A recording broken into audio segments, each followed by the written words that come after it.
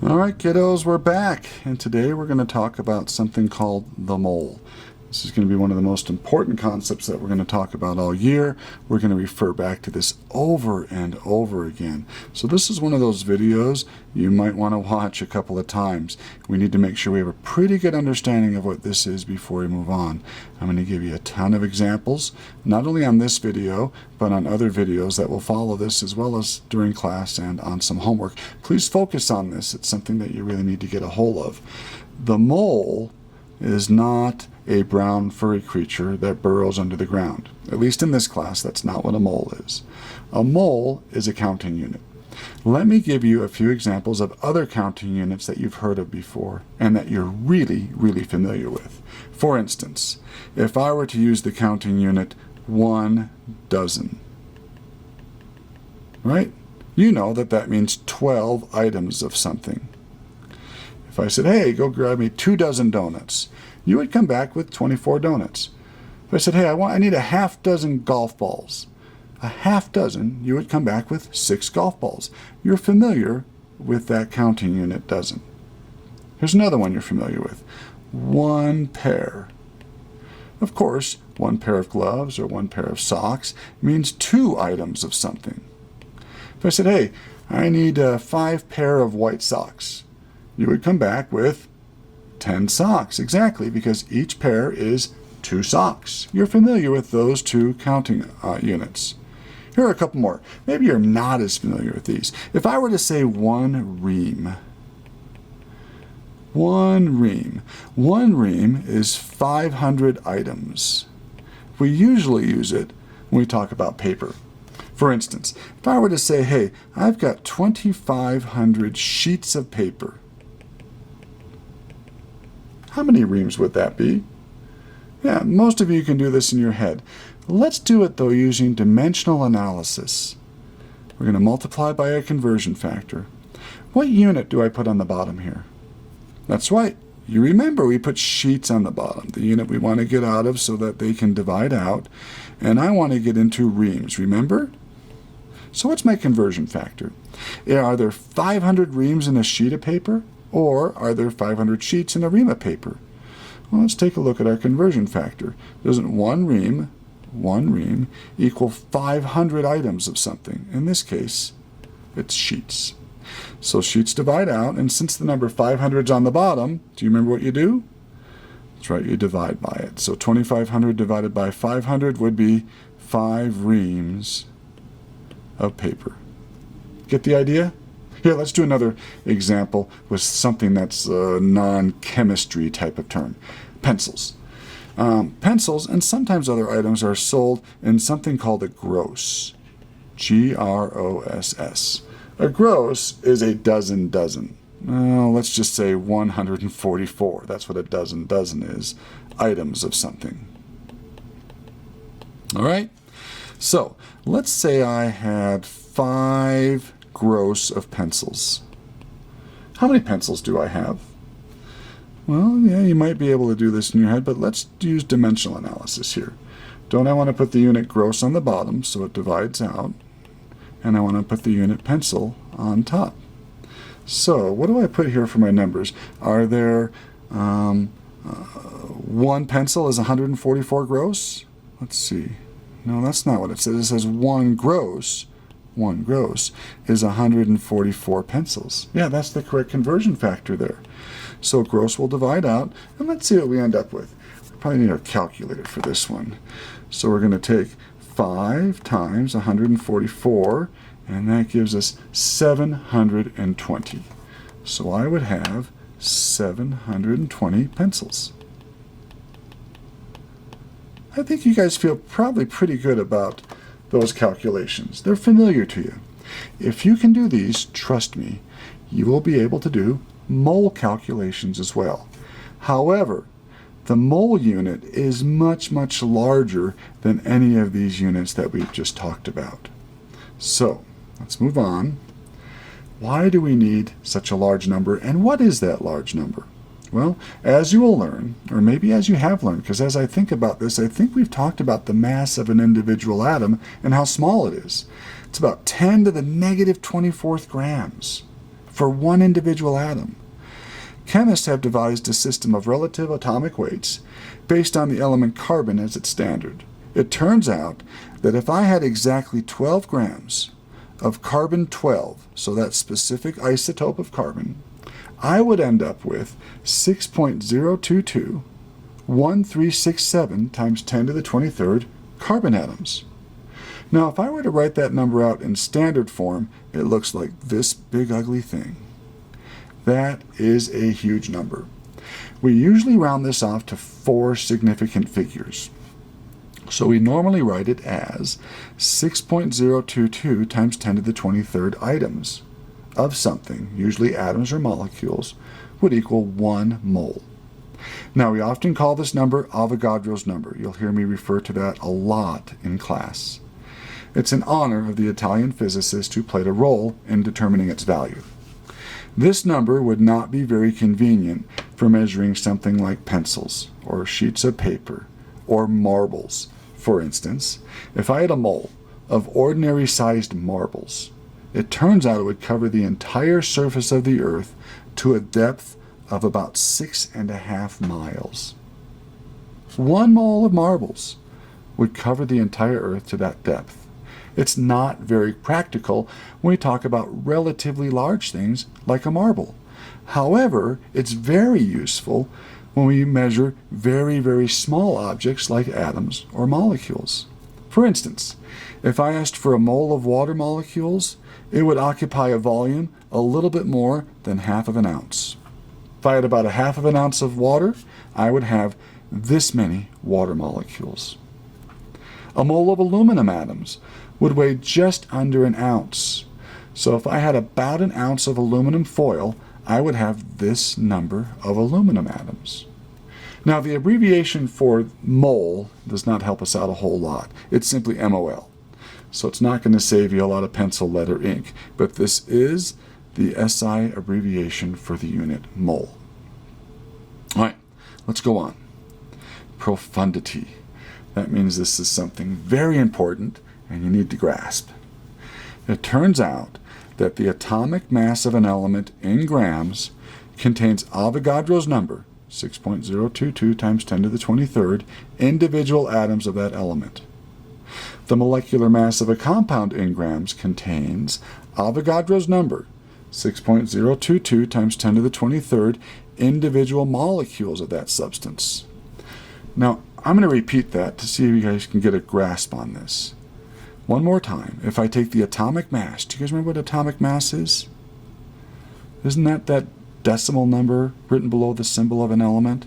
If I take that atomic mass in grams of any element, I will have this many atoms of that element. Likewise, if I take the molecular mass of a compound in grams, I would have this many molecules of that substance. So, let's do an example. This one's pretty simple. If I had aluminum, so the atomic mass of aluminum is 26.98. Find it on your periodic table, Al. Look right beneath it, and you will see the average atomic mass of all of aluminum's isotopes is 26.98 atomic mass units. So if I had that mass, 26.98 grams of aluminum, I would have this many aluminum atoms, or 1 mole. Here, let's do this example. How many grams of copper are needed to have 1 mole of copper? Well, let's find copper together on our periodic table. So, here's copper. What's the atomic mass of copper? If you said 29, you're wrong. Go back and watch our previous videos. 29 is the atomic number of copper. It's the number of protons and electrons if it's neutral. The average atomic mass of copper is 63.55. 63.55. So, if I want 1 mole of copper, 1 mole of copper, I would need 63.55 grams of copper. Okay, that's a little bit more than 2 ounces. That would give me this many, Avogadro's number of copper atoms. Now this I'm going to use as a conversion factor for the next several problems. And remember, this mass will be different for every element that I choose. In the case of copper, 1 mole of copper atoms would have a mass of 63.55 grams. So, what if I wanted to know how many grams of copper there are in 2 moles of copper? So 2.000 moles of copper. So we're going to put moles of copper on the bottom, and we want to get into grams. So what's my conversion factor? Well, let's see, doesn't it say 1 mole of copper? 1 mole of copper is 63.55 grams. 63.55 grams. So moles of copper are gone. Now, since 63.55 is on the top, I want to multiply by it. So let's see what we get here, kiddos. 2 times 63.55.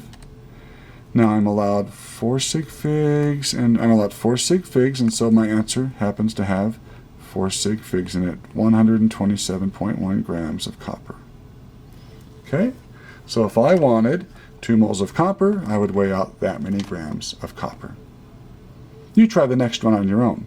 Pause the video, try it, and then come back and see how you did.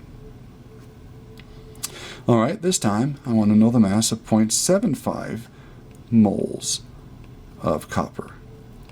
So we'll put moles of copper on the bottom again, kiddos, and grams on top. Once again, 1 mole of copper weighs 63.55 grams. So moles divide out again, 63.55 is on top. I will multiply by it. Let's see what we get.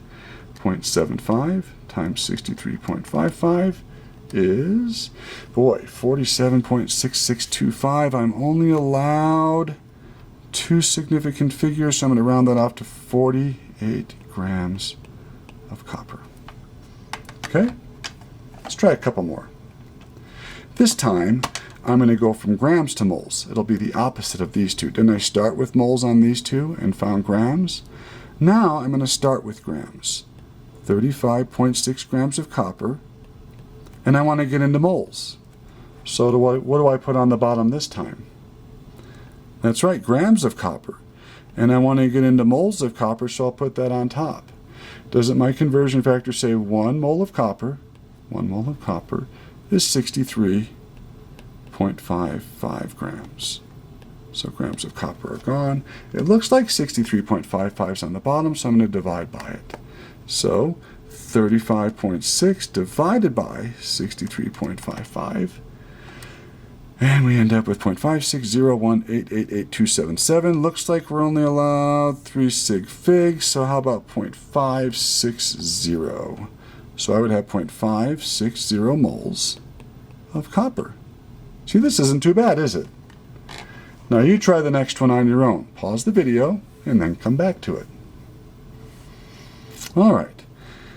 We have 4.5 times 10 to the 5th kilograms of copper. Now my conversion factor is grams to moles. I have kilograms here. So what do you think I need to do in the first step? That's right, let's get rid of kilograms and get into grams. 1 kilogram is 1,000 grams. Remember that, kiddo, from several videos ago? So kilograms are gone. And now I need to get out of grams and into moles. So let's see, doesn't it say 1 mole of copper? 1 mole of copper weighs 63.55 grams. Okay, so grams divide out, and I'm left with moles of copper. So let's see what we get here. 4.5 second EE to the 5th times 1,000. And then we want to divide by, because it's on the bottom, 63.55. Looks like, oh boy, we got all sorts of numbers there. 7081038.552. Looks like I'm only allowed 2 sig figs here. So we're going to round that off to, let's see, how about 7.1 times 10 to the 6 moles of copper. Okay, so we have that many moles of copper if we have 4.5 times 10 to the 5th kilograms. Alrighty? Alright, let's do one more, and we'll call it good for this video, okay? How many atoms do we have? Well, let's see.